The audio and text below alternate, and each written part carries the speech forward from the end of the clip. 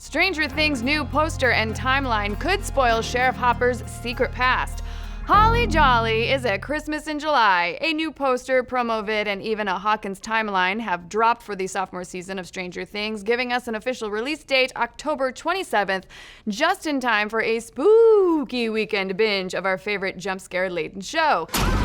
In the teaser trailer and the poster reminiscent of Stephen King, we see all four of the Hawkins boys riding into the storm, and by the looks of it, it's the very same ominous storm that was teased out in the February Super Bowl spot. You know, the one with the Cthulhu-esque spidery monster lurking between lightning flashes. Now, the newly revealed poster and accompanying teaser have significantly less detail than the previous Season 2 trailer, which was chock full of clues. However, it's the additional info that's worth a second look. Along with the poster and teaser, a timeline was released with some key events surrounding Hawkins and its local secret testing facility, which, of course, all small towns have. Totally normal stuff. Now, in the timeline, 1953 is the year that MK Ultra first came to Hawkins and began its good old super sensor spy experiments on talented individuals and youths. The next date mentioned in the timeline isn't until 26 years later, with Sheriff Jim Hopper's return to Hawkins in 1979. After that, Will and Barb's respective disappearances are listed.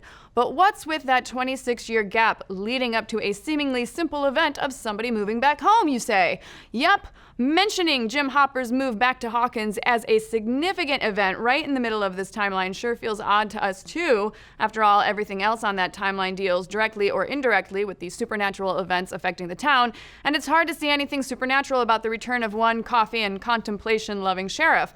Coffee and contemplation. Unless there's something about Jim Hopper's past that we still don't know, which, yeah, come to think of it, there's a whole lot about Hopper's past that we don't know. And sure, he's painted the broad strokes for us. Got married, he moved away, had a daughter got sick, and tried to save her life with an experimental treatment.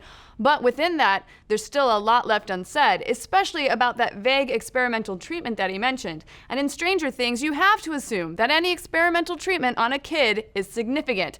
After all, that's kind of the catalyst for the entire show. Now, Dr. Brenner starts experimenting on psychically gifted youngsters, and one of them eventually tears a hole between our world and somewhere else. So, is it possible that Hopper's daughter was another one of these psychically gifted kids, and that her experimental cancer treatment was actually just a cover by the MK Ultra program to abduct her?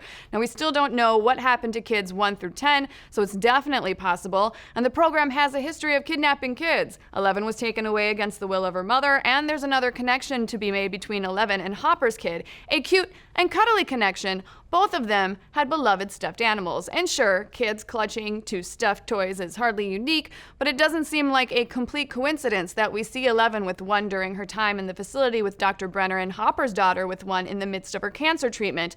And then later, we see Hopper discover a very similar stuffed animal when he and Joyce enter the Upside Down and find Will. Now, some fans have speculated that that's literally his daughter's stuffed animal that he finds, but the two toys don't look entirely identical. What seems more likely to us is that stuffed animals were given to the kids in the program to help them cope with what was happening to them.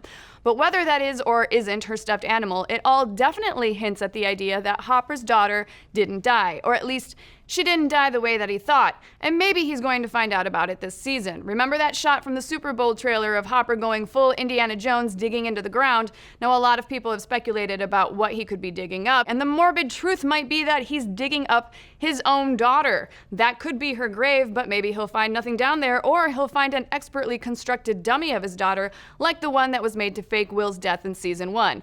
Or he'll find his dead daughter, and then that just is not awesome. That sucks. It's not often that grave digging leads to a happy ending, but that could be how Hopper learns that his daughter is still alive somewhere, and the rest of Season 2 will be about his attempt to find her. But what do you folks think? Is Hopper's daughter still alive? Could all of the experimental treatments have just been chemotherapy? Let's discuss. And if you liked this story, be sure to check out Nerdist News Talks Back. It's our live daily show where we chat about the biggest stories of the day, interact with the fans, and basically have a great time. Check it out every day at 1 p.m. PST on YouTube and ProjectAlpha.com.